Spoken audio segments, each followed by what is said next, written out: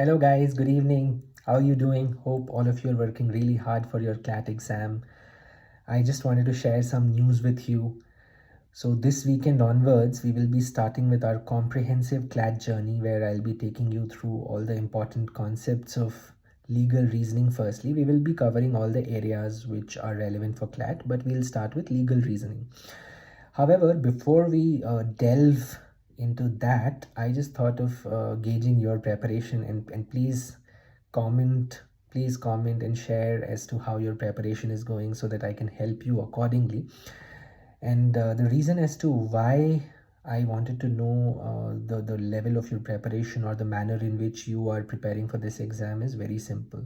It's that this exam can be cracked in a smart manner. You don't need to work, let's say, or study 8 hours a day or 10 hours a day or 12 hours a day in order to crack this exam. If you work smartly, this exam can be cracked easily. And that is the entire purpose as to why I decided to start this channel, because I want to give this confidence to you guys that if you know that the manner in which you are preparing is correct, if you are going in the right direction, then there is an extremely good chance that you will be ending up at a great college after cracking CLAT. So, let me share one story with you before I just start with my before I just tell you the reason as to why exactly I'm here today. So, all of you must have heard the story of two persons who were given an axe to cut a tree. The first person, the moment he got the axe, he started sharpening the axe, and it took him around 6 hours to sharpen the axe. And after that, he went towards the tree, hit the tree with the axe, and the tree fell on the first shot. But the second guy, the moment he got the axe, he started hitting the tree with that axe. So, what happened? Even after 6 hours, he was not able to make any impact on the tree. So, what is the lesson that we've got here? The lesson is that it is not just the amount of effort that you're putting in which is important. It is also as to the manner in which you are putting in. Basically, you need to ensure that you work smartly and not just as in the merely working extremely hard in the current times will not guarantee you success, although that is very very important. But with that, if you know how to work smartly as well, that's a deadly combination and you will be able to achieve anything in life. So just taking lesson from this story and linking it to your CLAT preparation, I just wanted to convey that if you've already started with your preparation of legal reasoning section, there are two things which you should keep in mind. One is the traditional area of law. So you can open any CLAT textbook, you will see that there are certain traditional areas of law which are relevant for CLAT, some of which are law of contracts, law of crimes, tort law, constitutional law, family law, intellectual property laws, etc. And while the pattern has completely changed, but I still genuinely believe, and my advice to all of you would be to prepare for this traditional section properly, because this will help you solve the passages, and I'll just give you one example of it in a while. And but as I said, when you're starting with law of contracts, you should understand each and everything that is there in the law of contracts. And when I say understand, you don't need to remember the sections and all, but you need to remember each and every concept. For example, what is the difference between what is an agreement, what is a contract, what is the difference between an agreement and a contract, what is a void contract, what is a voidable contract. All of these things you should be knowing by heart. So that is one.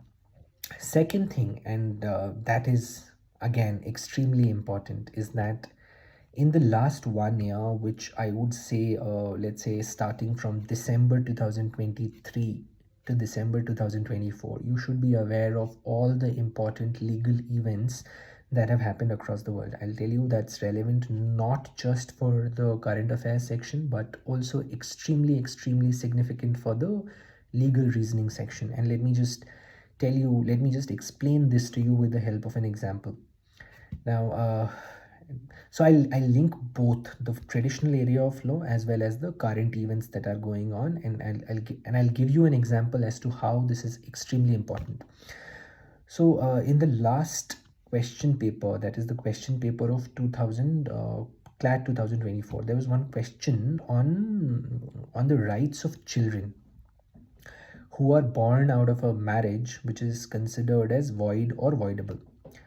Now, that passage said that even these children who are born out of a wedlock, which is void or voidable, these children will have rights and do have rights in the properties of their parents alone, not the properties or rights in the properties belonging to other family members. So, if you've read the Hindu Marriage Act of 1955, there's a section there, section 16, which talks about rights of children born out of marriage which is considered to be void or voidable. This section says exactly the same thing as to what is there in the passage. The section says that children born out of such marriages which are void or voidable are considered to be legitimate children, and they will have rights and properties belonging to their parents only. Now, Hindu Marriage Act or family law, as I said before, is one of the traditional areas of law that is relevant for the CLAT exam. Now, if you were aware of this concept, you could have solved the passage easily. It would not have taken you more than 5 minutes to just go through the passage and solve. I think 6 questions were there in the exam. So, and you could have nailed all the questions. So therefore, studying the traditional area of law and trying to understand the legal events that are happening currently based on your understanding of the traditional legal concepts will go a long way towards ensuring that you do really well in CLAT. So let me give you one example from today's newspaper. So if you got a chance to read the Hindu of July 29, which is today, you would have seen one article on reservations. Now this is in the context of the recent UPSC controversy, wherein it came to light that a number of people had gotten these jobs offered by the UPSC by showing themselves as being part of the OBC non-creamy layer, or having some physical disability, which also gives you some sort of reservation. So currently in the government jobs, around 4% reservation is available for people who have physical disability. Now, this article talks about reservation, the genesis of reservation as to where it has come from, basically Articles 15 and 16 of the Indian Constitution.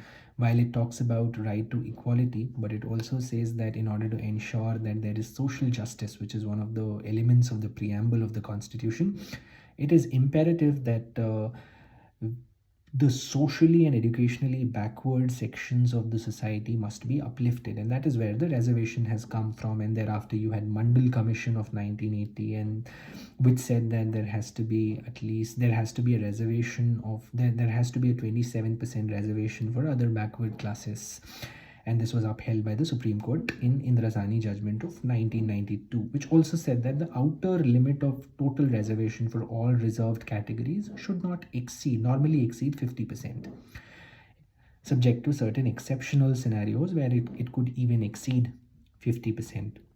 Thereafter, you had reservation in education, including private educational institutions. And in 2019, we saw one more initiative of the current government, the NDA government, which introduced reservation for economically weaker sections in the unreserved category. So people who belong to economically weaker sections and who are in the general category, so there's a 10% reservation for them as well. So the total reservation currently stands at around 60%, subject to certain exceptional scenarios where it could even exceed 60%. So if you read this article carefully, this article is not about whether the reservation system is good or bad, but it is about the loopholes that exist in the system and how can those loopholes be plugged. Now, if you if you are thorough with the traditional concepts, for example, if you read the constitution properly, then you would clearly understand as to where this reservation system is coming from, what was the idea behind reservation, and what was the thinking of the constitution makers. Now, if you understand that very well, understanding a passage like this is a cakewalk. So, therefore, please start with the traditional area of law, and at the same time, just read every day's newspaper, especially the editorial section, as well as any other section that talks about legal events, any important judgment, any important act or bill being passed. All of these things are extremely relevant. And while we will be going through all of these things in detail, but I just thought that you shouldn't be wasting any more time, if at all you, as in if at all your preparation is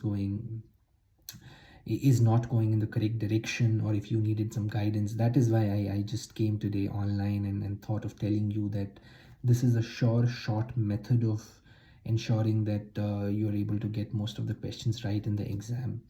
So to summarize, start with the traditional area, and at the same time keep reading about all the current legal events. You have a number of online sources as well, but I would, if I were in your place, I would have started with the Hindu. I would have read the newspaper every day, and at the same time I would have referred to online sources, if not on a daily basis, at least on a weekly basis, to understand what all is going across the country as well as across the world.